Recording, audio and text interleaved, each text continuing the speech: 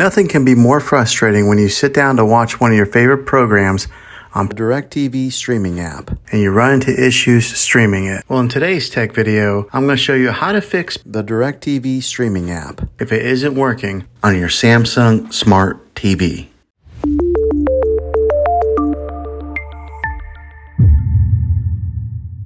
Let's see if we can fix your problems and get your back up and running as quickly as possible. The first one, it's the easiest one to try, and that is to unplug your TV from the wall outlet and wait 60 seconds. Now don't be impatient here, wait the whole 60 seconds, then plug it back in. This is very different from turning your TV on and off with your remote control. This is what we call a hard reset of your TV, so make sure you do this method. If that doesn't work, then find your router that is giving you Wi-Fi and unplug the power to that for 60 seconds. Then plug it back in. If it fixes it, great. If not, let's go ahead and move on to the next method. Try deleting the DirecTV streaming app on your TV. Go to wherever the apps are located on your system and remove the app altogether. Then reinstall the DirecTV streaming app again. After you reinstall it, you might have to log back in with all of your credentials, but hopefully this will work. And if that doesn't work, then I recommend buying an affordable Roku stick, Fire Stick, or Apple TV 4K and plug that into your TV and use that as your main streaming player. And you'll be able to access the DirecTV streaming app that way. I'll put links in the description down below of where you can get one. Well, hopefully this video was helpful for you.